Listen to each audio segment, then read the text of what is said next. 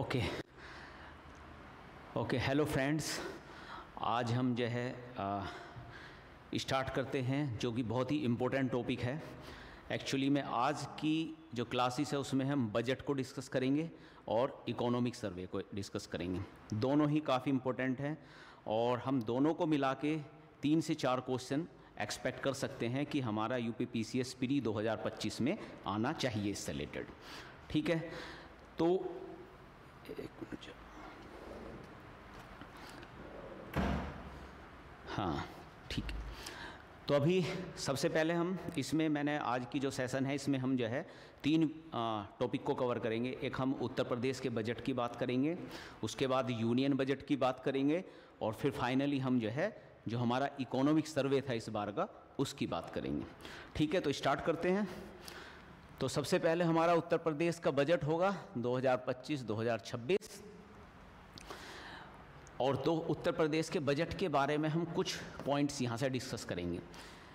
20 फरवरी 2025 को आपका बजट आता है और बजट पूरा कितना है, लगभग आपका अगर आप देखें तो 8 लाख प्लस का बजट है, 8 लाख प्लस का बजट है, 808736 का बजट है। मतलब आप मोटा मोटा आप याद रख सकते हैं कि भाई आपका लगभग 8,08,776 करोड़ रुपए का आपका लगभग ये बजट होगा।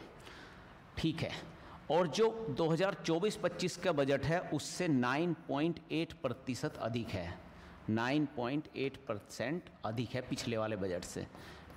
अच्छा, तो अभी अगर बजट एस्टीमेट देखें हम पिछले टाइम का तो लगातार यूपी का बजट आपका इम्प्रूव हो रहा है।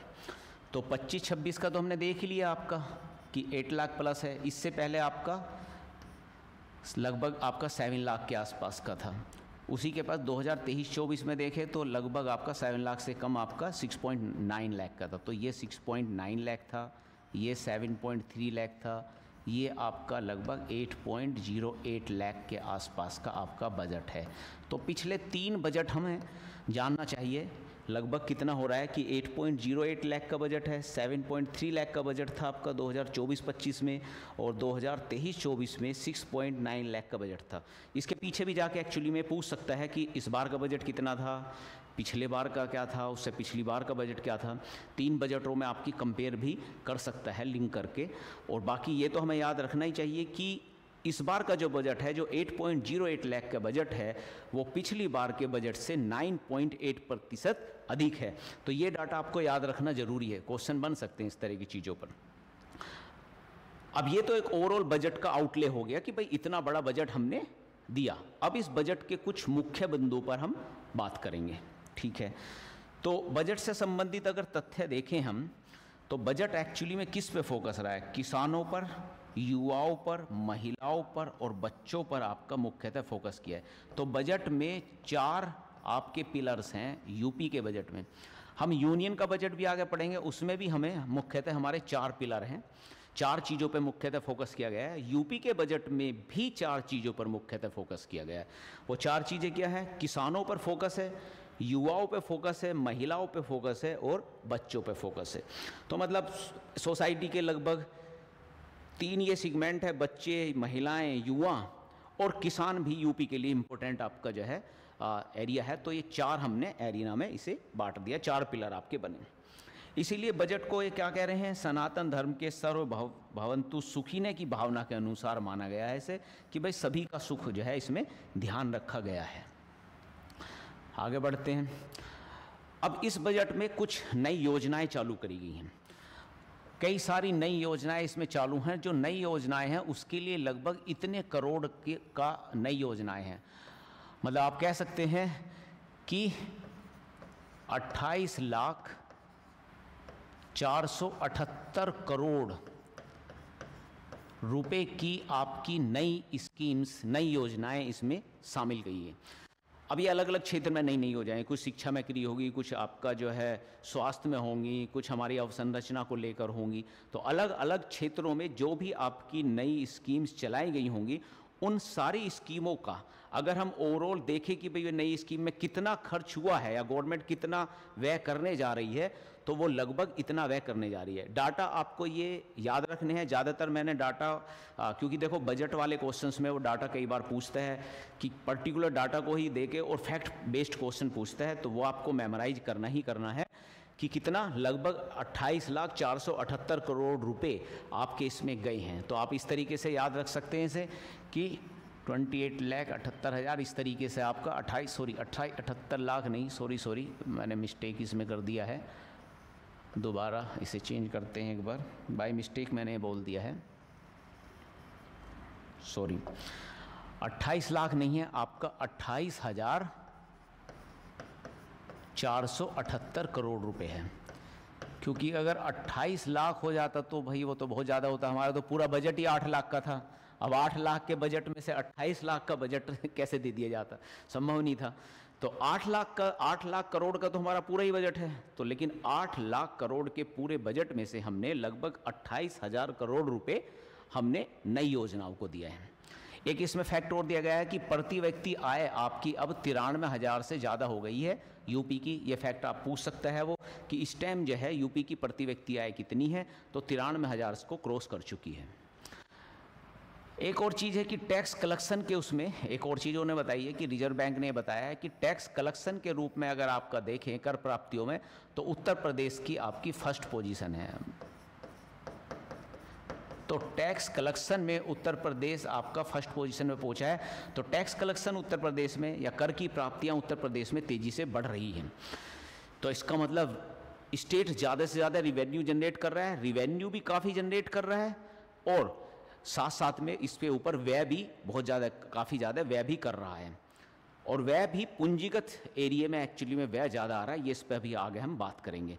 क्योंकि व्यय अगर कर रहा है, क्योंकि अपना बजट लगातार बढ़ा रहा है, पहले 6.5 लाख करोड़ का था, फिर आपका 7.3 लाख करोड़ का था, फिर आपका 8 लाख करोड़ का था। अगर बजट वो बढ़ा रहा है, ऑब्वियसली बात है कि उसके पास कहीं से आपका बजट बढ़ाने के लिए कहीं ना कहीं से रिवेन्यू भी तो आना चाहिए ना, पैसा आना चाहिए। तो पैसा काफ़ी आ रहा है, टैक्स कलेक्शन में आपका काफ़ी पैसा आ रहा है, सभी राज्यों में इसने टॉप किया है।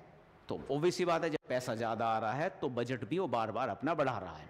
ठीक है, अब प्रदेश की जीडीपी के बारे में बात करते हैं कि जो आपका बजट में डिस्कस किया है जीडीपी क्या रही है। देखो 2017-18 में हम जो है अगर आप देखें तो इसको बहुत ज़्यादा फोकस नहीं है, मेनली फोकस ये ज़्यादा नहीं है, ज़्यादा फोकस ये है अपना कि 2024-25 में आपका जीडीपी क्या चल रहा है।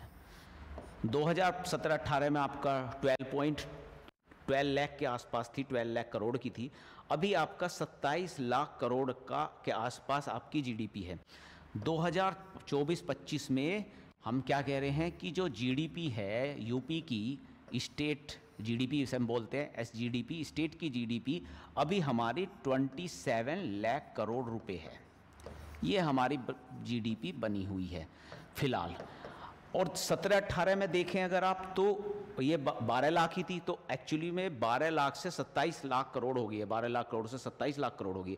मतलब काफ़ी तेज़ी से आपकी जीडीपी बढ़ी है, डबल हो गई है कुछ ही सालों में। मतलब अगर आप देखें तो लगभग पिछले 7 ईयर्स में यूपी ने अपने जीडीपी को बहुत तेज़ी से डबल से भी ऊपर पहुंचा दिया है। इसीलिए यूपी चाह रहा है कि भाई हम धीरे धीरे लगभग 2030 के आसपास तक या 2035 से 30 से 35 के बीच में हम 1 ट्रिलियन की इकोनॉमी बन जाएंगे। 1 ट्रिलियन की इकोनॉमी बनाने का टारगेट है उत्तर प्रदेश को, 1 ट्रिलियन इकोनॉमी बनाने का टारगेट है। तो उस परिप्रेक्ष्य में अगर हम देखें तो अभी 27 लाख करोड़ है, अभी इसमें 1 ट्रिलियन आपका बनाने के लिए आपको बहुत काफ़ी ज़्यादा आपको जो है बढ़ाना पड़ेगा डेफिनेटली। इसका जो है 4-5 गुना आपको करना है। तो इतने कम टाइम में 4-5 गुना करना आसान तो नहीं होगा, लेकिन हाँ कोशिश ज़रूर है और मे भी आपका जो है इस टाइम फ्रेम में हम ले पाएँ इसे। इसी तरीके से अब आगे बढ़ते हैं। वहीं टारगेट ये है कि अगर वही 25-26 में देखें तो ये बढ़ के आपका 30 लाख होने का अनुमान भी लगाया गया है। क्योंकि भाई अब ये कह रहा है कि 27 लाख तो हमारी हो गई, 27 लाख करोड़ से सीधी आपकी जो है 30 लाख करोड़ आपकी हो जाएगी 2026-27 में। तो हम तेज़ी से बढ़ रहे हैं, ठीक है। इसके बाद जीडीपी की वृद्धि दर की बात करें यूपी की, अगर हम ओवरऑल जीडीपी की दर की बात करें पूरे देश की, तो वो आपका 9.6% पर रही है 23-24 के दायरे में। 9.6% पर आपकी जो है जीडीपी रही है। तो वहीं उत्तर प्रदेश की जो है वृद्धि दर, जो ग्रोथ रेट है, वो 11.6% रही है। 11.6%। ये हमारे लिए बहुत इम्पोर्टेंट है कि आपको याद रखना है कि यूपी जो आपका की जो उसकी ग्रोथ रेट हो रही है, जीडीपी की जो ग्रोथ रेट हो रही है, वो 11.6% से हो रही है, मतलब 10+ से हो रही है। जबकि ओवरऑल अगर आप जो है देश की बात करें भारत की, तो वो 10 से भी कम है, 9.6% है। तो ये भारत की जीडीपी से भी ज़्यादा तेज जीडीपी उत्तर प्रदेश की जीडीपी चल रही है। दैट्स गुड साइन है और अच्छा साइन है ये उत्तर प्रदेश के लिए। आगे बढ़ते हैं। अब 25-26 में अगर आप जो है कुल व्यय की बात करें कि कितना कुल व्यय हो रहा है, तो इसका अनुमान लगभग इतना है, जिसमें इसने ऋण को छोड़ दिया है कि जो उसे ऋण चुकाना है, ब्याज जो चुकाना है, जो भी ऋण और ब्याज चुकाना है, उसे छोड़ते हुए जो भी व्यय हुआ है वो लगभग इतना व्यय हुआ है। कितना हुआ, कितना व्यय कर रहा है? 7.75 लाख करोड़ व्यय कर रहा है। करेगा भाई, बिल्कुल सही बात है। क्यों करेगा? क्योंकि 8.08 लाख करोड़ का हमारा बजट है, इसमें से लगभग 7.5 लाख करोड़ आपका जो है ये व्यय कर देगा। अब बचा हुआ कहाँ जाएगा जी? तो भाई बचा हुआ आपका जो है ये आपका ब्याज आपको देना है, या ऋण जो लिया था हमने उसको वापस भुगतान करना है, वो उसमें चला जाएगा। तो इतने के संशोधन में इतने अधिक है और इसके अधिक, तो इसमें आपका अगर देखें तो व्यय आपका बढ़ रहा है, क्योंकि बजट बढ़ेगा तो वैसी बात है भाई, व्यय भी बढ़ेगा। हर बार बजट बढ़ रहा है तो व्यय भी बढ़ रहा है। हमने देखा बजट हमारा लगभग 9.8 मतलब 10% के आसपास हमारा बजट बढ़ गया, तो व्यय भी बढ़ा दिया है। और व्यय कितना परसेंट बढ़ा है? 17% से बढ़ गया है। तो बजट हमारा 10% बढ़ा था, 9.8 एग्जैक्टली, वैसे ओवरऑल अनुमान लगाएं तो 10%, तो हमारा व्यय 17% बढ़ा दिया है। तो इसका मतलब जी बजट जो हम बढ़ा रहे हैं उसके प्रोपोर्शनेट हम व्यय भी काफ़ी तेज़ी से ऊपर बढ़ा रहे हैं, मतलब गवर्नमेंट अच्छी एक्सपेंडिचर कर रहा है, अच्छा खर्च कर रहा है। ठीक है। अब 7.57 लाख तो चला गया, तो 51,000 करोड़ जो बचा, मतलब आपका 0.5 लाख करोड़ जो बचा, वो एक्चुअली में चला जाएगा ऋण चुकाने में। तो 8 लाख का हमारा पूरा बजट था, इसमें से 7.5 लाख हमने दे दिए व्यय के अंदर, खर्च कर दिए, जो गवर्नमेंट ख़त्म करेगी। 0.5 लाख ये आपका दे देगा ऋण चुकाने में। ठीक है, सीधा सा रूल चल रहा है, सीधा मैथमेटिक्स है, कोई दिक्कत वाली बात नहीं है। ओवरऑल आपका 8 लाख का बजट है। ठीक है, 8 लाख का बजट बनने में 10% इम्प्रूव हुआ है पिछली बार से। हमारा जो 7.57 लाख का जो व्यय कर रहा है, इसमें 17% का इम्प्रूवमेंट हुआ है। ठीक है, ये डाटा आपके काम आ सकते हैं, इससे रिलेटेड आपके क्वेश्चन पूछे जा सकते हैं। इसके बाद आपकी व्यय किया है तो कहीं से प्राप्ति भी आ रही होगी। ऋण को छोड़ दें, मतलब आप जो है ऋण को हटा दें, क्योंकि जब आप प्राप्तियां करेंगे तो प्राप्ति में एक बड़ा सेक्शन आपका जो है ऋण भी होता है, स्टेट बाहर से ऋण लेता है। तो ऋण को छोड़ के बाकी अगर आप देखें तो इसके पास कितनी प्राप्तियां आ रही हैं, तो ये आपकी प्राप्तियां आ रही हैं, इतने का अनुमान है, और जो संशोधित रूप से 21% अधिक है। प्राप्तियां भी लगातार बढ़ रही हैं। तो प्राप्ति का अगर हम आयाम देखें तो लगभग हम कह सकते हैं कि 6.5 लाख करोड़ के आसपास की प्राप्तियां आपको मिल रही हैं। ठीक है, प्राप्ति हुई 6.5 लाख करोड़ की, वे हमारा टोटल बजट है 8 लाख करोड़ का, तो ओबवियस सी बात है कि मुझे 1.5 लाख करोड़ ये आपका बाहर से ऋण ले लेंगे। ठीक, तभी तो होगा कि 6.5 लाख प्लस 1.5 लाख टोटल मिलकर 8 लाख हो जाएगा। तो 6.5 लाख 1.5 लाख मिलकर 8 लाख होगा। तो ये जो आपका 1.5 लाख का सिस्टम है, ये 1.5 लाख हम जो है ऋण ले लेंगे बाहर से। अच्छा, कोई दिक्कत नहीं। अब 6.5 लाख जो हमने जो है अपनी प्राप्ति की है, ये 21% का जंप है, मतलब जो भी प्राप्ति हुई होगी पिछली साल उससे 21% जंप है। तो आप देख रहे हो कि प्राप्तियों में तेजी से जंप हो रहा है, तभी यूपी जो है टैक्स कलेक्शन में सबसे टॉप पे पहुंच गया है। प्राप्ति में 21% का जंप, जिसकी वजह से 10% का हमारा बजट बढ़ गया, जिसकी वजह से 17% हमने व्यय बढ़ा दिया। ठीक, तीनों बिल्कुल सिस्टमेटिक वे में चीज़ें चल रही हैं। आगे बढ़ते हैं। अब हमारे पास रिवेन्यू सरप्लस हो गया है। रिवेन्यू सरप्लस, राजस्व अधिशेष, रिवेन्यू सरप्लस हो रहा है हमारे पास, क्योंकि जब हमारी प्राप्ति आपने देख रहे हो 21% का हमारी प्राप्ति में जंप हुआ है, 21% बढ़ी है, तो वैसी बात है आपके पास राजस्व काफ़ी अच्छी मात्रा में आया होगा, तो राजस्व अधिशेष आपके पास बच रहा है। कितना बच रहा है? इतना बच रहा है जी, लगभग 79,000 करोड़ बच रहा है। ठीक है, या इसे मैं कह सकता हूँ कि 0.7 लाख करोड़ बच रहा है। एक ही बात है, 79,000 करोड़ बच रहा है या 0.7 लाख करोड़ आपका बच रहा है। तो जो है आपका 79,000 करोड़ बच रहा है, ये ओवरऑल आपका जीडीपी का 2.6% है।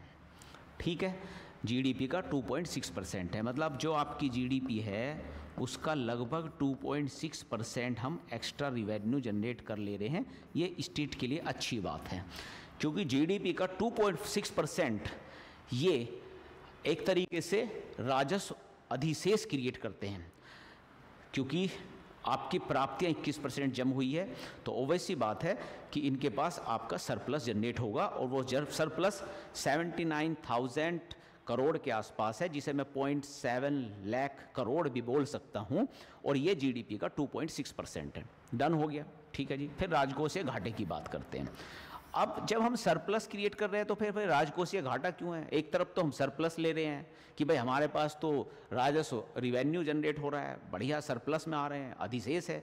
फिर दूसरी तरफ राजस्व घाटा की बात करने लगे। करनी पड़ेगी भाई, क्योंकि राजस्व घाटा क्रिएट इसलिए हो रहा है क्योंकि आप ऋण भी ले रहे हो ना बाहर से, 1.5 लाख करोड़ का बाहर से ऋण ले रहे हो। इसीलिए जब ऋण वाली कंडीशन को देखते हुए चलोगे तो आपको समझ में आएगा कि ओवरऑल घाटा है, प्राप्तियों में अधिकता हुई है, रिवेन्यू अच्छा जनरेट हुआ है, लेकिन उसके बावजूद भी पूरे बजट को वो कवर नहीं करता। हम बीच में आपका लगभग 1.5 लाख करोड़ का ऋण भी बाहर से ले रहे हैं, तो उस ऋण की वजह से एक राजकोषीय घाटा ओवरऑल बचा रहता है, क्योंकि राजकोषीय घाटा में ये देखते हैं कितनी प्राप्ति हुई और कितना आपका जो है बाहर मतलब प्राप्ति हुई और कितना हमने खर्च किया। तो अगर जितनी प्राप्ति हुई उतना ही खर्च कर दें तो राजकोषीय घाटा आपका जीरो हो जाएगा, लेकिन ऐसी स्थिति नहीं है। हम जितना प्राप्त कर रहे हैं उतना नहीं खर्च कर रहे हैं, दोनों में डिफरेंस है, डिफरेंस को हम ऋण से भरपाई कर रहे हैं, इसलिए राजकोषीय घाटा आपके अंदर इसमें बना रहेगा। ठीक है, कितना है राजकोषीय घाटा? 2.97 है आपकी जीडीपी का, मतलब इतना आपका राजकोषीय घाटा है। ठीक है, और 2024-25 के संशोधन के अनुसार इतना रहने की उम्मीद है, मतलब ये आगे आपका जो है संशोधन हुआ होगा, पीछे उम्मीद वाली चीज़ होगी। लेकिन अभी 2025-26 में मतलब मेन चीज़ ये है कि आपका ये याद रखिए कि राजकोषीय घाटा आपका मतलब पहले जब 2024-25 का संशोधन होगा उस टाइम ये कह रहे होंगे कि भाई 3.5 यानी कि 3.4 तक हम कंट्रोल करेंगे, लेकिन वास्तव में जो घाटा है वो उसके कंपेयर में कम है। तो हमें याद रखना है कि 2.97% जीडीपी का 2.97% हमारा राजकोषीय घाटा चल रहा है, और ये लगभग आपका 91,000 करोड़ के पास बैठता है, या आप कह सकते हैं कि 1 लाख करोड़ नियर अबाउट, रफली अगर ले लें तो 91,000 करोड़ है, लेकिन रफली ले लें तो 1 लाख करोड़ के आसपास का हमारा राजकोषीय घाटा चल रहा है। ठीक है, ओके। क्योंकि अब ऐसा क्यों है? क्योंकि 1.5 करोड़ हमारा था, क्योंकि 1.5 करोड़ हमने लिया था, और 1.5 करोड़ एक्स्ट्रा क्यों लिया था? क्योंकि हमारे कुछ एक्स्ट्रा खर्चे भी होते हैं, अदर खर्चे भी हो जाते हैं बजट के अलावा, या कई बार एक्स्ट्रा सरप्लस भी हो जाता है। उस परिप्रेक्ष्य में हम राजकोषीय घाटा लगभग ये 1 लाख करोड़ आपका मान के चल रहे हैं, जो हमारे जो स्टेट की जीडीपी है उसका 2.97% है। ये आपका इंपॉर्टेंट है, कई बार पूछता है कि राजकोषीय घाटा कितना चल रहा है, तो 2.97% पे है। अच्छी बात है, लेकिन अच्छी बात ये है कि जो हमने रूल बना रखा कि राजकोषीय घाटा आपका 3% से ऊपर नहीं होना चाहिए, तो 3% के अंडर है, इसका मतलब राज्य की जो आपकी एक वित्तीय स्वास्थ्य है, वित्तीय हेल्प है, वो उचित है, कोई दिक्कत वाली बात नहीं। अच्छा जी, अब इससे आगे बढ़ने से पहले हमें ये भी देखेंगे कि कहाँ से आपका रुपी आ रहा है और आपका कहाँ रुपी जा रहा है। आने और जाने के बारे में थोड़ी सी बात करेंगे। इसको मैं थोड़ा सा हाईलाइट करूँगा अच्छे से कि भाई रुपी आपका कहाँ से आ रहा है। कई बार ये इसमें पूछता है, कहेगा, पूछ लेगा क्वेश्चन कि भाई कहाँ से आपका रुपया आ रहा है, और उसमें एक कैटेगरी दे देगा कि किस मद से सबसे ज़्यादा आ रहा है, उसके बाद किस मद से आ रहा है, उसके बाद किस मद से आ रहा है। इस पे आपका कई बार क्वेश्चन बनता है।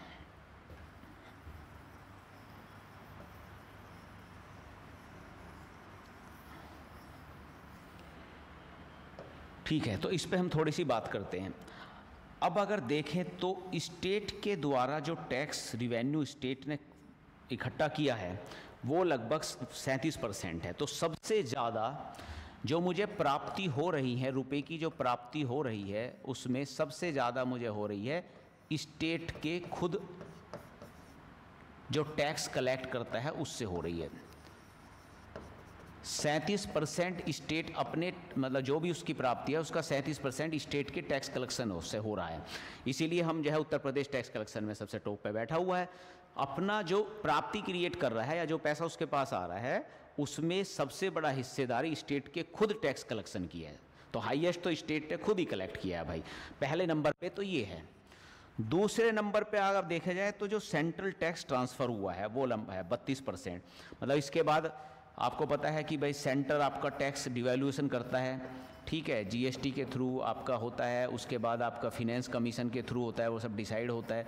तो उसके थ्रू जो सेंटर आपका टैक्स के थ्रू पैसा प्रोवाइड करता है स्टेट को, डिवोल्यूशन करता है, वो दूसरे नंबर पे आ गया है। इसके बाद आपका तीसरे नंबर पर है जो पब्लिक डेट है। पब्लिक डेट कौन सा है? जो ये ऋण ले रहे हैं 1.5 लाख करोड़ का जो ये ऋण ले रहे हैं, तीसरा बड़ा पैसा इन्हें यहाँ से आ रहा है। तो हम 3 इनिशियल चीज़ें याद रखेंगे कि हमारे पैसे की जो प्राप्ति है वो 3 जगह से मुख्यतः हो रही है। सबसे ज़्यादा स्टेट के खुद टैक्स कलेक्शन के उससे आ रही है 37%। दूसरे नंबर पे आपका जो सेंटर ने स्टेट को दिया है उस पे आ रही है 32%। तीसरे नंबर पे जो ऋण लेता है तो 14% आपका ऋण से इसे मिल जाता है।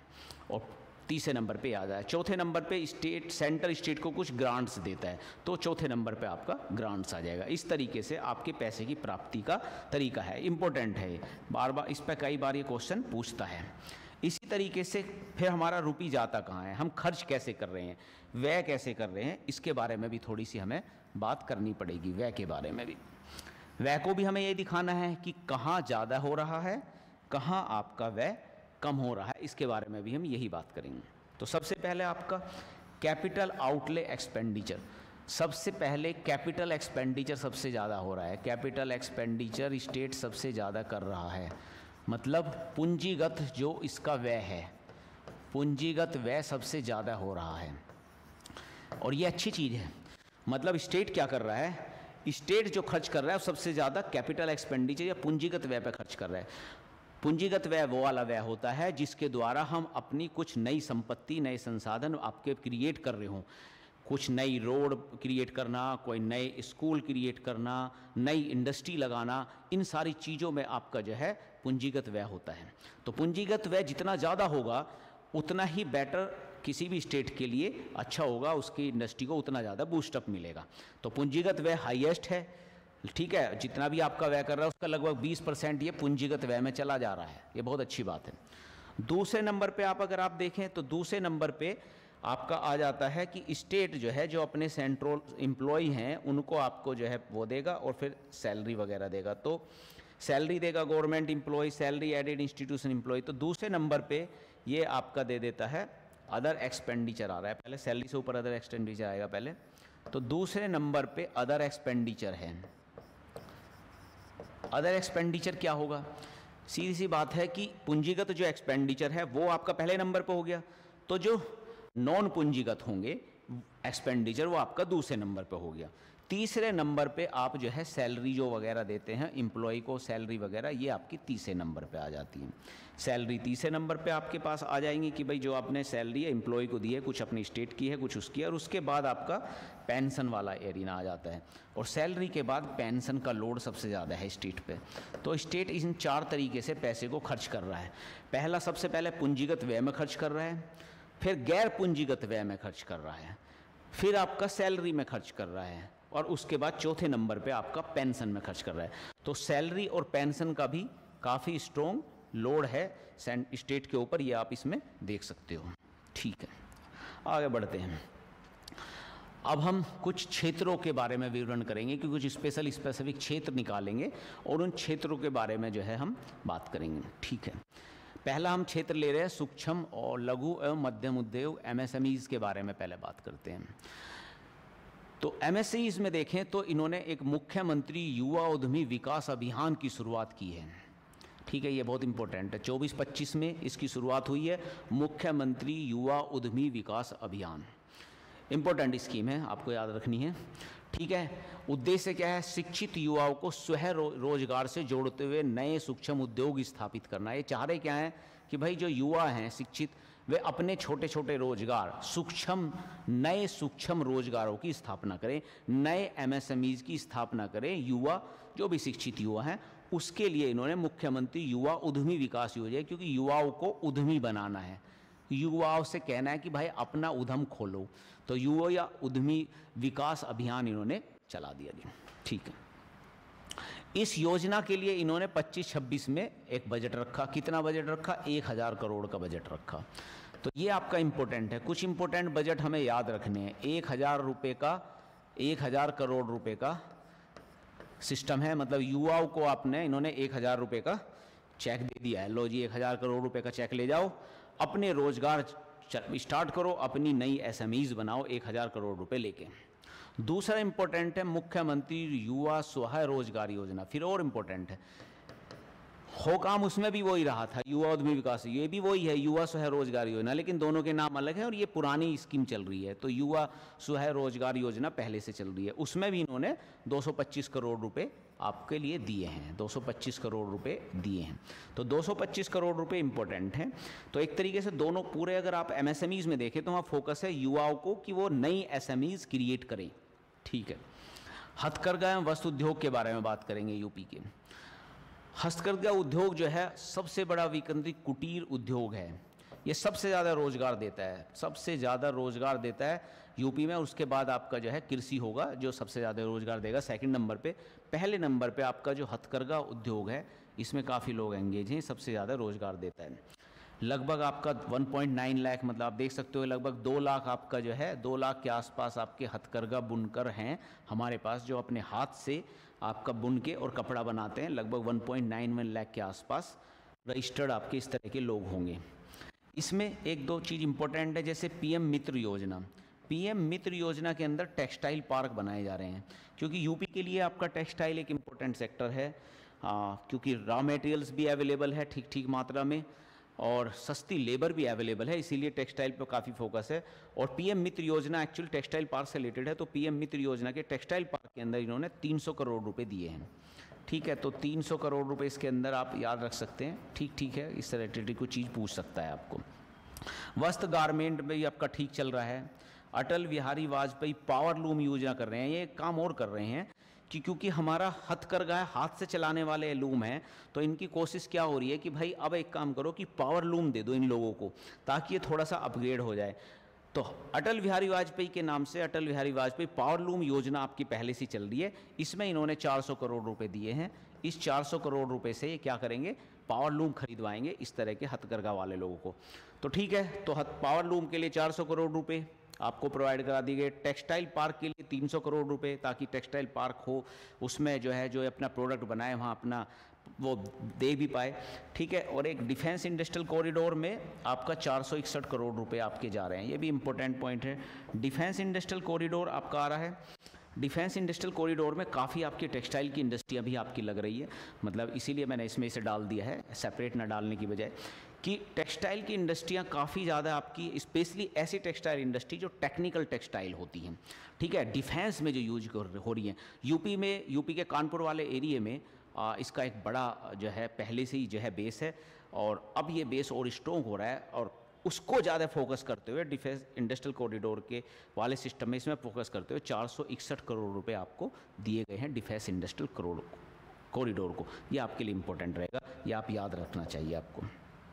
फिर अवसंरचना और विकास पे बात करते हैं कि थोड़ा सा क्या अवसंरचना को लेके चल रहे हैं, ये भी हम कहीं ना कहीं बात करेंगे अवसंरचना को लेके। ठीक है जी, तो अवसंरचना बहुत इंपॉर्टेंट है। यूपी अवसंरचना पे एक बहुत बड़ा अमाउंट खर्च कर रहा है, अपने बजट का लगभग 22%, जो कि हाईएस्ट है। अपने बजट का 22% जो कि हाईएस्ट है, उस पे आपका अवसंरचना खर्च पड़ रहा है। आप देख भी रहे हैं लगातार यूपी में जो है एक्सप्रेसवे बन रहे हैं, नए नेशनल हाईवेज बन रहे हैं, एयरपोर्ट बन रहे हैं, तो अवसंरचना पे सबसे ज़्यादा खर्च कर रहे हैं। 22% आपका बजट का, यह आपका इम्पोर्टेंट है, आपको याद रखना चाहिए। ठीक है, अब इसमें क्या क्या किया है अब इन्होंने, ये देखेंगे अवसंरचना में। जल विद्युत परियोजना है, एक्सप्रेसवे है, इसके बाद आपका कुछ मंदिर कॉरिडोर बनाए जा रहे हैं, ग्राम जोड़ो आपका योजना बनाई जा रही है, ग्राम से रिलेटेड आपकी सड़कें बनाई जा रही है, और जल जीवन मिशन है। तो ये कुछ आपके प्रोग्राम हैं जो आपके मुख्यतः है अवसंरचना से रिलेटेड हैं। ठीक, इनके बारे में एक एक करके हम जरा समझते हैं। जल विद्युत परियोजनाओं के अंदर देखें तो 3,953 करोड़ रुपए का इसे दे दिया गया है जल विद्युत परियोजना को, एक बड़ा अमाउंट दिया गया है। क्योंकि कर क्या रहे हैं कि जल विद्युत परियोजना को तेज़ी से बढ़ा रहे हैं, सिंचाई वाले सिस्टम को बढ़ा रहे हैं, और स्पेशली जो बुंदेलखंड वाला एरिया है उसमें सबसे ज़्यादा फोकस कर रहे हैं। यहाँ ये डैम भी बना रहे हैं जल विद्युत परियोजना के लिए काफ़ी सारे, और उसको बढ़ाने की कोशिश कर रहे हैं ताकि बुंदेलखंड वाला जो आपका ड्राई एरिया है उसे काफ़ी हद तक बैकवर्डनेस से बाहर किया जा सके। इसके लिए 3,953 करोड़ इन्होंने दे दिए। एक्सप्रेसवे के लिए बहुत फोकस लगातार हो रहा है। एक्सप्रेसवे के लिए 900 करोड़ रुपए आपके दिए गए हैं। और इसमें क्या कर रहे हैं कि फ़िलहाल अगर आप इस चीज़ की देखा जाए तो ये आपके लिए लगातार इसमें 4 नए एक्सप्रेसवे प्रपोज हुए हैं, 4 नए एक्सप्रेसवे इन्होंने प्रपोज किए हैं। ठीक है, तो आपको याद रखना है कि 4 नए एक्सप्रेसवे इन्होंने प्रपोज किए हैं, और कुछ पुराने भी एक्सप्रेसवे चल रहे हैं इनके, तो ओवरऑल इन्होंने 900 करोड़ रुपए इसमें दे दिए हैं। ठीक है, और आगरा एक्सप्रेसवे को गंगा एक्सप्रेसवे जोड़ना है, ये एक इम्पोर्टेंट है इसके अंदर कि जो हमारा आगरा एक्सप्रेसवे है और उधर गंगा एक्सप्रेसवे भी आ रहा है, एक गंगा एक्सप्रेसवे आ रहा है, एक आगरा एक्सप्रेसवे है, उन दोनों को कनेक्ट करने के लिए भी एक एक्सप्रेसवे बनाए जाएंगे। इसी तरह के 4 एक्सप्रेसवे प्रपोज हैं। ये एक्सप्रेसवे मुख्यतः जो पुराने एक्सप्रेसवे ना उन्हीं को जोड़ के एक्सटेंड करने का काम कर रहे हैं। इसके लिए आपका 900 करोड़ रुपये प्रोवाइड करा दिए गए हैं। गंगा एक्सप्रेसवे बहुत इंपॉर्टेंट है, इसका भी विस्तार हो रहा है। इसका विस्तार हो रहा है कि इसे जी हम बढ़ा के ना हरिद्वार तक ले जाएंगे। ठीक है जी, इसके बाद एक विंध्याचल एक्सप्रेसवे और बुंदेलखंड रीवा एक्सप्रेसवे भी बनाया जाएगा। अब एक आपका आपने देखा होगा कि एक विंध्यान एक्सप्रेसवे ला रहे हैं, एक बुंदेलखंड रीवा एक्सप्रेसवे ला रहे हैं, ये सब एक्सप्रेसवे की बात कर रहे हैं। विंध्याल एक्सप्रेसवे क्या ला रहे हैं, एक्चुअली में बुंदेलखंड एक्सप्रेसवे तो लेकर आए थे, अब बुंदेलखंड एक्सप्रेसवे के साथ साथ एक विंध्यान एक्सप्रेसवे आया जो मुख्यतः फोकस करेगा आपका सोनभद्र वाले एरिया में, मिर्जापुर वाले एरिया में, इस वाले एरिया में आएगा जो विंध्यान रीजन है उत्तर प्रदेश का। उत्तर प्रदेश की अगर हम बात करें तो उत्तर प्रदेश के आपका ये वाला एरिया जो बुंदेलखंड वाला एरिया है, तो इधर वाला जो एरिया है ये आपका विंध्यान वाला रीजन है, ये विंध्यान वाला रीजन है। तो यहाँ तो ये एक्सप्रेसवे लेकर आ गए जी बुंदेलखंड वाले एरिया में, विंध्यान वाले रीजन में भी हम एक्सप्रेसवे लेकर आने की इनकी लगातार कोशिश चल रही है। तो यहाँ एक्सप्रेसवे बढ़ाइए, ये भी बैकवर्ड एरिया है उत्तर प्रदेश का, इस पे एक्सप्रेसवे लाके ये आपका बढ़ाने की कोशिश करेंगे। एक क्या कर रहे हैं, बुंदेलखंड रीवा, तो बुंदेलखंड से इधर रीवा आपका मध्य प्रदेश में है, तो मध्य प्रदेश में बुंदेलखंड एक्सप्रेसवे को रीवा एक्सप्रेसवे से जोड़ देंगे तो और ज़्यादा कनेक्टिविटी बढ़ जाएगी बुंदेलखंड के लिए, बुंदेलखंड और तेज़ी से डेवलपमेंट होगा। आप गंगा एक्सप्रेसवे के लिए दे ही रहे हैं पैसे, गंगा को आगरा से जोड़ रहे हैं, और गंगा एक्सप्रेसवे को ये बढ़ा के इधर आपका जो है हरिद्वार तक लेके जा रहे हैं, तो इधर भी आपका डेवलपमेंट करने की कोशिश हो रही है। तो इस तरीके से कुछ एक्सप्रेसवे बना रहे हैं, 4 एक्सप्रेसवे हैं जिसके लिए इन्होंने 900 करोड़ रुपए एक्सेक्शन किए हैं। पर्यटन वाली चीज़ में भी ये लगातार फोकस कर रहे हैं, और स्पेशली सांस्कृतिक पर्यटन के रूप में इन्होंने मथुरा को डेवलप करने की कोशिश की है। तो जो मथुरा वृंदावन वाला एरिया है, मथुरा वृंदावन बांके बिहारी मंदिर कॉरिडोर बनाया जा रहा है। तो यहाँ बांके बिहारी का आपका वो है कृष्ण जी वाला एरिया है, मथुरा और वृंदावन, यहाँ उन्होंने बांके बिहारी मंदिर का कॉरिडोर बनाने के लिए भी 100 करोड़ रुपए रखे हैं। ऐसी अयोध्या में पर्यटन को बढ़ाने के लिए भी 150 करोड़ रुपए रखे हैं। तो अयोध्या और मथुरा वृंदावन ये 2 एरिया हैं जहाँ ये पर्यटन को बढ़ाने के लिए वहाँ की अवसंरचना को स्पेशली डेवलप कर रहे हैं। अयोध्या वाले एरिया में 150 करोड़ रुपए, वहीं आपके जो है मथुरा वृंदावन वाले एरिया में 100 करोड़ रुपए प्रोवाइड कराए गए हैं इस तरीके से। अब मुख्यमंत्री ग्राम जोड़ो योजना में आ जाएंगे। इसमें क्या कर रहे हैं, इसमें कुछ नहीं कर रहे हैं। देखो इसमें इनका मकसद यह है कि ग्रामों को जोड़ो। अब गांव को जोड़ने के लिए इलेक्ट्रिक बसेस चला रहे हैं। भाई गांव को जोड़ रहे हैं, कई गांव ऐसे हैं जो आपके मुख्यतः अभी तक जुड़े नहीं गए हैं, तो वहाँ क्या कर रहे हैं कि इलेक्ट्रिक बस चला दीजिए तो गाँव को जुड़ जाएगा। तो इलेक्ट्रिक बस चलाने के लिए इलेक्ट्रिक बस चला रहे हैं, चार्जिंग स्टेशन खोल रहे हैं, इसके लिए इन्होंने 100 करोड़ रुपए दे दिए हैं मुख्यमंत्री ग्राम जोड़ो योजना के तहत। और यूपी काफ़ी तेज़ी से जो है इलेक्ट्रिक व्हीकल अपनाने में भी काफ़ी फोकस कर रहा है, इवन सब्सिडी भी आपको जो है वहाँ दी जा रही है उस चीज़ में। तो ये इसे प्रमोट करने का तरीका है। जल जीवन मिशन आपका इम्पोर्टेंट है, सभी के घर तक आपको जो है पानी पहुंचाना है टैप से, उसके लिए 4500 करोड़ रुपए है। इम्पोर्टेंट है आपका 4500 करोड़ रुपए। इस तरह की इंपॉर्टेंट स्कीम्स है, ये बहुत ज़्यादा है और यूपी इस पे बहुत तेज़ी से फोकस कर रहा है। जल जीवन मिशन में सबसे ज़्यादा आपका जो है एक तरीके से कनेक्शन देने वाला भी स्टेट जो है उत्तर प्रदेश ही बना हुआ है। सबसे ज़्यादा कनेक्शन प्रोवाइड कराए हैं उत्तर प्रदेश ने जल जीवन मिशन के अंदर।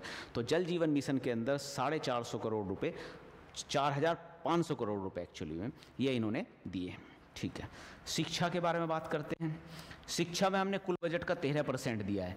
जहां हमने अवसंरचना में 22% दिया है, शिक्षा में भी ठीक ठाक अमाउंट दे रहे हैं, 13% आपका आवंटित कर दिया गया है। गुड।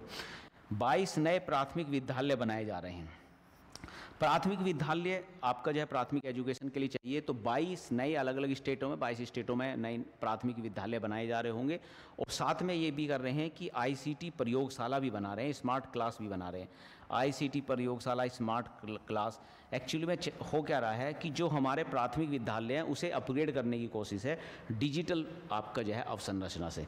तो आपका जो है आईसीटी लैब भी बन रही है वहाँ, ठीक है, इंटरनेट लैब, और उसे स्मार्ट क्लासेस भी बन रही है, ताकि जो है जो फैसिलिटी प्राइवेट स्कूलों में दी जाती है वही वाली फैसिलिटी आपकी गवर्नमेंट प्राथमिक विद्यालयों में भी दी जा सके। ठीक है, पीएम श्री योजना के लिए भी इम्पोर्टेंट है। पीएम श्री योजना के लिए 300 करोड़ रुपए दिए गए हैं। पीएम श्री योजना आपका जो है स्पेशल स्कूल है, जो पीएम श्री के द्वारा आपका मतलब यूनियन बजट में पिछली बार आपका पीएम श्री का जिक्र था, पीएम श्री स्कूल चलाए गए हैं।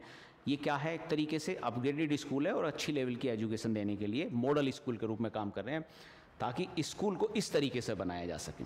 ठीक है, गांव में डिजिटल लाइब्रेरी भी दी जा रही है। अब डिजिटल लाइब्रेरी देने का क्या फ़ायदा है भाई, क्योंकि हमने कहा ना डिजिटल अवसंरचना को तेज़ी से यूपी एडॉप्ट करने की कोशिश कर रहा है।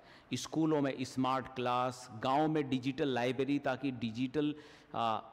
डिजिटल एक्सेस के थ्रू गांव में लोग जो है लाइब्रेरी से जुड़ सके और जो है एजुकेशन सिस्टम भी बेटर हो और डिजिटल सिस्टम से उसे एक्सेस किया जा सके।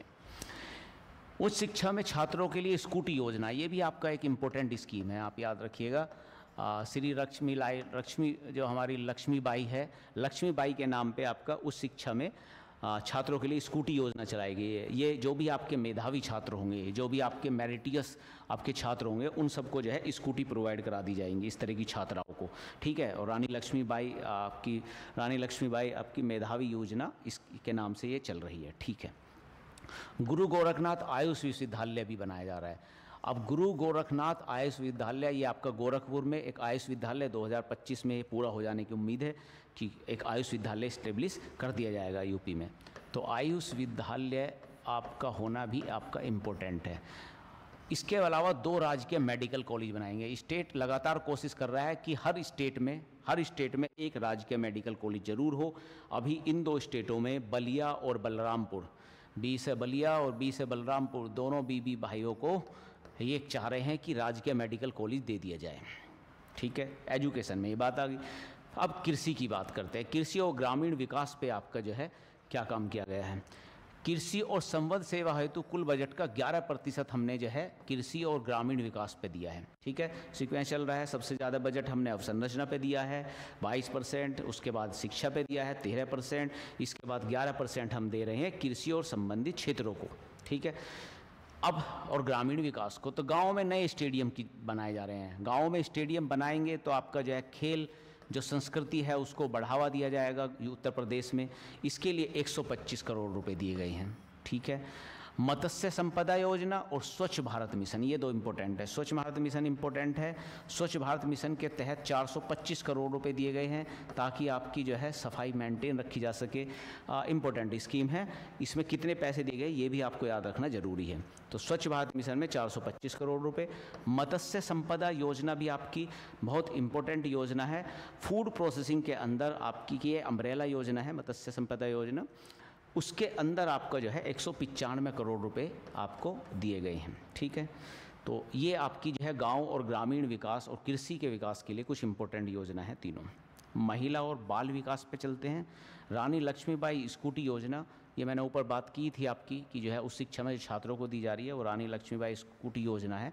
और इसमें जो पात्र होंगे स्कूटी प्रदान कर रहे मेधावी छात्राएं होंगी उन्हें ही मिलेगी। और 400 करोड़ रुपए इसमें जो है इन्होंने आवंटित किए हैं स्कूटी देने के लिए।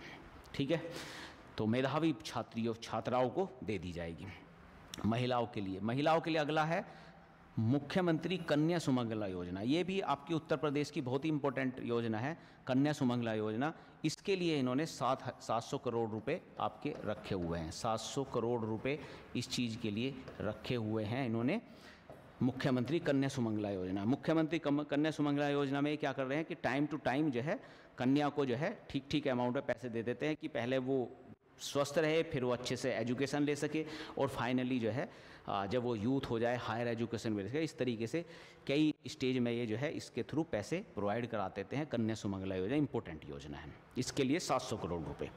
पुष्टाहार कार्यक्रम और मूल्य संबंधित बाल विकास पर फोकस किया गया कि भाई इन्हें पुष्ट प्रोवाइड करा दिया जाए, अच्छे तरीके से जो है पौष्टिक भोजन प्रोवाइड किया जाए। ये इंपॉर्टेंट है, पौष्टिक भोजन प्रोवाइड कराना और बाल विकास कराना, ये इंपॉर्टेंट है। गवर्नमेंट इस पर फोकस कर रही है और इसके लिए 4119 करोड़ रुपए दे दिए गए हैं। 4119 करोड़ रुपए इस पे दिए गए हैं। ठीक है। मुख्यमंत्री सक्षम सुपोषण योजना है, इसमें भी वही है, सुपोषण करना है। मुख्यमंत्री के सुपोषण योजना है, इसमें भी 100 करोड़ रुपए दिए गए हैं। तो बच्चों के लिए जो पोषण वाली है इस पर काफ़ी फोकस है, और स्पेशली पुष्टाहार कार्यक्रम और मूल्य संबंधित बाल विकास कार्यक्रम है, इस पर काफ़ी बड़ा पैसा दिया है। आप देख सकते हो 4119 करोड़ रुपए इसमें आवंटित किए गए हैं। सामाजिक विकास एवं जन कल्याण की बात करते हैं। सामाजिक विकास में सबसे इम्पोर्टेंट है, जिस पर इस यूपी सबसे ज़्यादा फोकस कर रहा है, वो है आपका प्रधानमंत्री आवास योजना। प्रधानमंत्री आवास योजना, इसमें भी एक बड़ा अमाउंट आपको दिया गया है, बहुत बड़ा अमाउंट इसको लिए दिया गया है, क्योंकि गरीब जो आपके हैं गांव में, जो गरीब लोग हैं उनके लिए जो है घर बनाने का इसमें प्रोग्राम चल रहा है, जो काफ़ी स्ट्रॉन्ग इनिशिएटिव है। और इसमें 4848 करोड़ रुपए जो है आवंटित किए गए हैं। इम्पोर्टेंट है, याद रखने की कोशिश करनी है हमें। छात्रों को टैबलेट भी वितरित कराने की सिस्टम है। ठीक है। अब इसमें एक और स्कीम है जहां हम स्कूटी भी दे रहे थे, वहीं छात्रों को टैबलेट भी दे रहे हैं। तो लड़कियों को स्कूटी दे रहे हैं ताकि वो स्कूल तक बेटर जा सके, और लड़का लड़की दो सभी तरह के छात्रों को टैबलेट दे रहे हैं ताकि वो डिजिटल सिस्टम को बेटर एक्सेस कर सके। ठीक है। वृद्धावस्था किसान पेंशन योजना भी है, इसमें 1000 रुपये इन्होंने बढ़ा दिया है। पहले कम मिलते थे, 500 मिलते थे, 1000 रुपये प्रति माह के लिए दिए गए हैं। इसमें भी बड़ा अमाउंट आपका गया है। जो भी आपकी वृद्धावस्था और किसान पेंशन योजना है, मतलब जो भी आपके वृद्ध किसान हैं उनको जो है 1000 रुपये पेंशन दी जा रही है, और इसमें लगभग आपका 8105 करोड़ रुपए जा रहे हैं। फिर सामूहिक विवाह योजना भी उत्तर प्रदेश की ना बहुत इंपॉर्टेंट योजना है। ठीक है। मुख्यमंत्री सामूहिक विवाह योजना में जो गरीब लोग हैं उनकी जो है, जो बच्चियां हैं, लड़कियां हैं, उनका सामूहिक विवाह किया जाता है। इसमें आपका 550 करोड़ रुपए दिए हुए हैं। मुख्यमंत्री आकस्मिक कल्याण योजना, कि भाई कोई आकस्मिक आपकी दुर्घटना हो जाती है तो उसके लिए आपका 1050 करोड़ रुपए इन्होंने रखे दिए हैं। ये भी आपकी इंपॉर्टेंट स्कीम चली है। किसी की दुर्घटना हो रही है, दुर्घटना से हत्या हो रही है, उसके लिए जो है उसे एक तरीके से सपोर्ट किया जा रहा है। अब आपकी स्वास्थ्य से रिलेटेड कुछ स्कीम चलेगी, हम इस पर डिस्कस करेंगे। जो स्वास्थ्य से रिलेटेड स्कीम, स्वास्थ्य क्षेत्र के लिए हमारे कुल बजट का लगभग 6% आवंटित किया गया है। ठीक है। तो एक सीक्वेंस चल रहा है। स्वास्थ्य के लिए भी 6% आवंटित हो रखा है। ठीक ठीक अमाउंट है आपका। तो आयुष्मान कार्ड निर्माण में उत्तर प्रदेश पहले नंबर पे, सबसे ज़्यादा कार्ड आपने इन्होंने दिए हैं। फिर एक आपका स्वास्थ्य में देखें तो आपका फोरेंसिक क्षमताओं को भी आपका डेवलप करना पड़ता है आपको। तो फोरेंसिक विज्ञान प्रयोगशालाएं भी आपकी बनाई जा रही है। फोरेंसिक विज्ञान प्रयोगशाला, या आप इसमें जो है स्वास्थ्य से भी जोड़ सकते हैं इसे, और कई बार क्राइम वाली चीज़ों में भी ये काफ़ी हेल्पफुल होती हैं। ठीक है। स्वास्थ्य और क्रिमिनल एक्टिविटी पहचानने के लिए भी फोरेंसिक विज्ञान का काफ़ी यूज होता है, और बाकी कई सारी बीमारी जो होती हैं, डिसीज़ होती हैं, उसे पहचानने के लिए, उसकी डायग्नोसिस करने के लिए भी फोरेंसिक विज्ञान प्रयोगशाला का इम्पोर्टेंट रोल प्ले करती है। 6 आपकी नई फोरेंसिक आपकी जो है विज्ञान प्रयोगशालाएं कहाँ कहाँ पर, एक बार हल्का सा देख लें ताकि याद आए। अयोध्या, बस्ती, बांदा, आजमगढ़, मिर्ज़ापुर और सहारनपुर। ठीक है। तो आप अगर इस तरीके से देखते चलते हैं तो जो सहारनपुर है वो आपका वेस्टर्न यूपी में है। मिर्ज़ापुर आपका जो है बुंदेलखंड जो आपका जो है विंध्यान वाला रीजन या बघेलखंड वाले रीजन में आपका मिर्ज़ापुर आ जाता है। आजमगढ़, बांदा, बस्ती, आजमगढ़, बादम, बस्ती, ये तीनों आजमगढ़, बांदा और बस्ती आपका ईस्टर्न उत्तर प्रदेश में पड़ते हैं। तो तीनों ईस्टर्न उत्तर प्रदेश में हो जाएंगे, आजमगढ़, बांदा, बस्ती। इसके बाद जो अयोध्या है ये आपका जो है अवध वाले रीजन में आ जाता है। सेंट्रल रीजन अवध वाले रीजन में अयोध्या आता है। तो एक अवध वाले रीजन में होगी, एक आपकी वेस्टर्न यूपी में होगी, 3 ईस्टर्न यूपी में होगी और एक आपकी विंध्यान वाले रीजन में होगी। इस तरीके से 6 आपकी जो है फोरेंसिक विज्ञान प्रयोगशालाएं खोली जा रही हैं। नए राजकीय औषधीय कॉलेज और वाराणसी राजकीय होम्योपैथिक मेडिकल कॉलेज की स्थापना की जा रही है। 2 चीज़ें समझो, वाराणसी में एक राजकीय होम्योपैथिक मेडिकल कॉलेज खोला जाएगा। होम्योपैथिक भी आपका इंपॉर्टेंस है, ये वाराणसी में खोला जा रहा है। और इसी तरीके से एक राजकीय औषधीय कॉलेज भी खोला जा रहा है वाराणसी में। तो वाराणसी में 2 चीज़ कर रहे हैं, एक राजकीय औषधीय केंद्र खोल रहे हैं और एक आपका होम्योपैथिक का भी केंद्र खोल रहे हैं। तो ठीक है, 2 थी। फिर साइबर सुरक्षा तकनीक पे भी आप बात करेंगे। तो साइबर सुरक्षा के लिए इन्होंने 3 करोड़ रुपए अलग से रखे हैं। इंपॉर्टेंट चीज़ है, पूछ सकता है। साइबर सुरक्षा के लिए स्टेट ने 3 करोड़ रखे हैं। और इसके लिए सबसे इम्पोर्टेंट है कि आप जो है ना AICT, एक आर्टिफिशियल इंटेलिजेंस सिटी की स्थापना कर रहे हैं लखनऊ में, और उसके लिए भी अलग से 5 करोड़ रुपए रखे हैं। 3 करोड़ साइबर सुरक्षा के लिए, एक AI आपका सिटी जो है डेवलप करेंगे, AICT के लिए आपका जो है 5 करोड़ रुपए लेके आगे बढ़ रहे हैं। ठीक है, और ये लखनऊ में है, इंपॉर्टेंट है, पूछ सकते हैं AICT की स्थापना कहाँ हो रही है, तो लखनऊ में आपकी हो रही है। टेक्नोलॉजिकल रिसर्च ट्रांसलेशन पार्क की भी स्थापना की जा रही है। साइबर सुरक्षा से बचने के लिए ये क्या कर रहे हैं कि जो ट्रांसलेशन पार्क भी हैं, ठीक है, टेक्नोलॉजिकल रिसर्च ट्रांसलेशन पार्क, ये ट्रांसलेशन पार्क भी इम्पोर्टेंट है। ये भी आपका जो है लखनऊ में जो है इस्टेब्लिश किया जा रहा है। और ये भी एक तरीके से जो हमारे वो होते हैं, जो मतलब आपका जो साइबर सुरक्षा है उसी से रिलेटेड आपका जो है वो रोकने के लिए या चेक करने के लिए ये एक रिसर्च ट्रांसलेशन पार्क बनाया जा रहा है। इसके बाद AI centre for excellency, AI centre of excellency भी, सेंटर ऑफ एक्सीलेंसी भी आपकी डेवलप की जा रही है। ये भी कहीं ना कहीं साइबर सुरक्षा से है। ये तीनों सेंटर आपके जो हैं लखनऊ में जो है इस्टेब्लिश किए जाएंगे। AI centre for excellency, translation park और उसके अलावा AICT, ये तीनों आपकी इसमें आ रही है। फिर नगर निगम और शहरी विकास के बारे में बात करते हैं। 58 नगम निकायों को, इम्पोर्टेंट है, 58 नगम निकायों को आदर्श स्मार्ट सिटी में विकसित किया जा रहा है। हर उसको 2.5 करोड़ रुपए दिए गए हैं, हर नगर निकाय को 2.5 करोड़ रुपए इसके लिए दे दिए गए हैं। एक NCR, जैसे हमारा NCR है, नेशनल कैपिटल रीजन है, इसी तरीके से स्टेट कैपिटल रीजन की भी गठन हो रहा है। ये भी आपका बहुत इम्पोर्टेंट है। और इसके अंदर आपके 6 आपके स्टेट इसके अंदर इन्होंने आपने अंदर ले लिए हैं, 6 डिस्ट्रिक्ट ले लिए हैं, सॉरी स्टेट नहीं, 6 डिस्ट्रिक्ट्स इसके अंदर इन्होंने ले लिया है। ये आपका काफ़ी इंपॉर्टेंट है, पूछ सकता है कोई से भी डिस्ट्रिक्ट का नाम इस तरह देखे कि कौन से 6 डिस्ट्रिक्ट हैं, ये आपको पूछ सकता है, तो इम्पोर्टेंट है। तो सबसे पहले तो लखनऊ ही है, लखनऊ तो लेंगे स्टेट कैपिटल रीजन में। उसके बराबर में हरदोई, सीतापुर, उन्नाव, रायबरेली और बाराबंकी, ये सभी लखनऊ के आसपास के स्टेट हैं। ठीक है, उन सब 6 लखनऊ के आसपास के डिस्ट्रिक्ट है, सॉरी, तो ये 6 डिस्ट्रिक्ट हैं।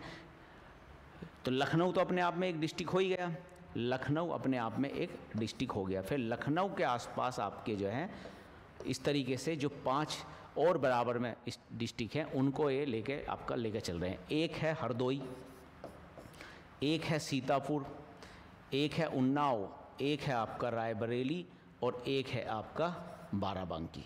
ये 5 डिस्ट्रिक्ट इसके चारों तरफ आपका हो सकते हैं। ठीक है, अब इसको आप अपने हिसाब से कुछ राइम बना सकते हैं, आप अपने हिसाब से आपका जो है राइम बना कर रख सकते हैं। जैसे आप आपका कह सकते हैं कि RSUBH, कुछ भी आप याद रखिए जो भी आपको उचित लगे, 5 नाम इनिशियल लेके और इसको आपस में एक साथ कर सकते हैं। ऐसा भी बना सकते हैं RSBHU, ये और आसान हो जाएगा, बनारस हिंदू यूनिवर्सिटी की वजह से याद भी रह जाएगा RSBHU, तो RSBHU आप कह सकते हो। ठीक है, तो R आपका आ जाएगा।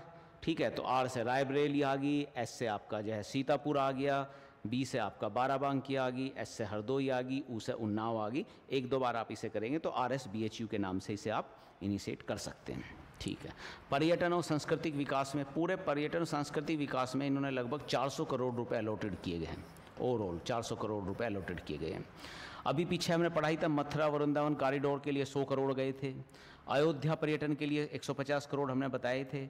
बाकी एक चित्रकूट और मथुरा पर्यटन विकास केंद्र भी क्रिएट किया है, तो चित्रकूट भी एक आपका जो है, तो 3 आपकी जगह आपका सांस्कृतिक विकास पे फोकस है। एक मथुरा वृंदावन वाला एरिया, एक अयोध्या वाला एरिया और एक आपका चित्रकूट वाला एरिया। 3 एरिया को सांस्कृतिक विरासत के रूप में और पर्यटन के विकास के रूप में जो है प्रमोट किया जा रहा है। इसके लिए ओवरऑल आपके 400 करोड़ रुपए रखे गए थे। वन और पर्यावरण की बात करें तो उत्तर प्रदेश में इस टाइम कितना वन है, 9.96 एरिया पे आपका जो है वन है।